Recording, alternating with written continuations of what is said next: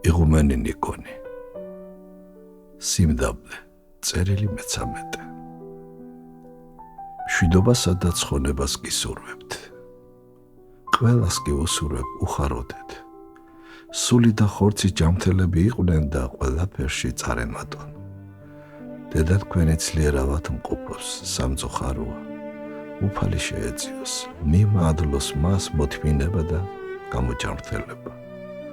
იცი რომ არც თქვენ ხართ კარგად, რას ვიზამთ, ან გვაქვს სარწმუნება და მაშინ თავი ღმერთს უნდა მივანდოთ, უტყვრტვინველად ვატაროთ ჩვენი ჯვარი, შინაგანიც და გარეგანიც, ან და რწმენის გარეშე ვიცხოვროთ. ამ შემთხვევაში ცხადია ბუნებრივი იქნება ჯვრის მოშორების მცდელობა, მაგრამ ეს მაინც არავის გამოუვა მხოლოდ ჯვარს დაიმძიმებს.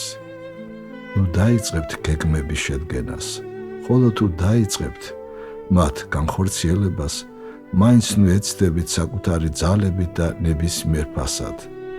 სულ ერთია ყველაფერი, ისე კი არ იქნება, როგორც თქვენ გინდათ, ან გონიათ, არამედ ისე, როგორც უფალი მიიჩნევს თქვენთვის სასარგებლოდ.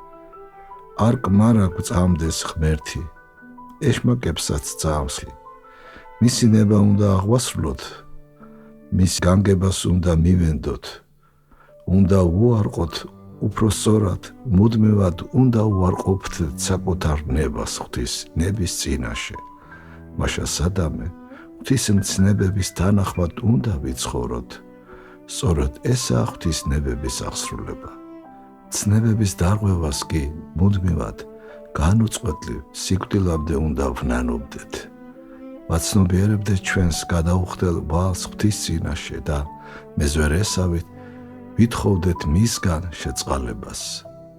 მადლობას უნდა ვსწირავდეთ ღმერთს ყველაფრისათვის, სოფლისა და პირადად ჩვენი ცხონებისათვის, რადგან ჭეშმარიტად უფალმა ყველაფერი გააკეთა და აკეთებს იმისათვის, რათა აცხონოს მთელი სოფელი და ყოველი ადამიანი. უფალი ისურვებდა ყველასათვის მიემადლა თავისი ნიჭები, მაგრამ ჩვენ არ შეგვიძლია მათი მიღება საკუთარი თავის დაუზიანებლად. ამიტომ უფალს არ შეუძლია ჩვენთვის მათი მოცემა. ღირსი ისააკ ასური წერს, რომ კაცს მხოლოდ სიმდაბლის მეშვეობით ძალუძს უფლისაგან ნიჭების მიღება. ჩვენ კი არ გვაქვს სიმდაბლე. ყველაფერში ჩვენი მეა, ჩვენი ეგოიზმი, თავის დამკვიდრება და არათავის უარყოფა უფლის სიტყვის თანახმად.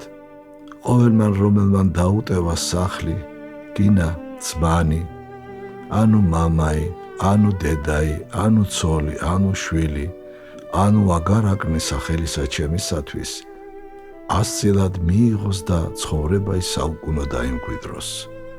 ეს ნიშნავს, რომ სასურველის მისაღებად ერთი გზა გვაქვს, სიმდაბლის მოპოვება. თავის უარყოფა, უტყვრტვინველად მიღება უფლის ხელისაგან ყოველივესი, რასაც იგი მოგვივლენს. მშვიდობა თქვენ ყოველთა თანა. 1953 წლის 18 სექტემბერი.